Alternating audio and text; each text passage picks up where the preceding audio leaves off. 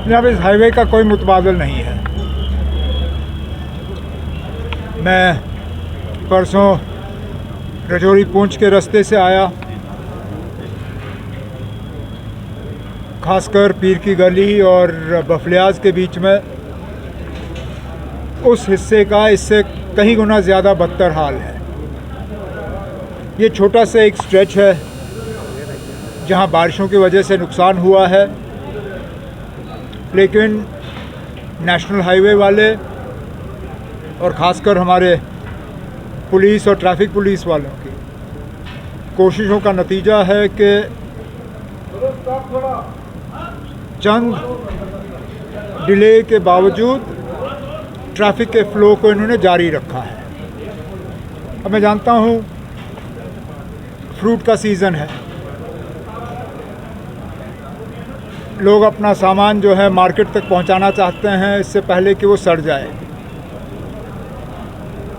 इस दौरान हमारी ये भी एक रुकावट बनी हुई है कि यात्रा का वक्त है और कुछ रिस्ट्रिक्शंस हैं हाईवे पे, लेकिन उन सब चीज़ों के बावजूद फ्रूट की गाड़ियों को प्रायोरिटी दी जा रही है। जम्मू से पेट्रोलियम की गाड़ियों को, ताकि किसी चीज़ की कमी ना हो।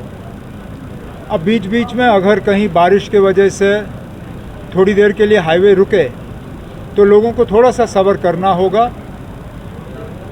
सबों की कोशिश, हाईवे वालों की, पुलिस, सिविल इंतज़ामिया, सब की कोशिश रहती है कि जल्द से जल्द खुले, और इसलिए मैं खुद मौके पे आज आया। मैंने उधमपुर में नेशनल हाईवे वालों से मीटिंग की, उनसे भी इसके बारे में बात की, मौके पे रुका, सबसे बात हुई और कोशिश की जा रही है कि ट्रैफिक का फ़्लो जो है वो मेंटेन रहे। सर, इस बार दाएं बाएं घूमने की इजाज़त मिले तो ज़रूर अच्छी बात है कि भारी तादाद में इस साल अमरनाथ जी की यात्रा करने के लिए यात्री आए हैं और सब यहाँ से सही सलामत वापस गए हैं। अभी भी यात्रा को कई दिन हैं। हम उम्मीद करते हैं कि ज़्यादा तादाद में ये लोग आएँ और अपनी यात्रा जो है वो मुकम्मल करें।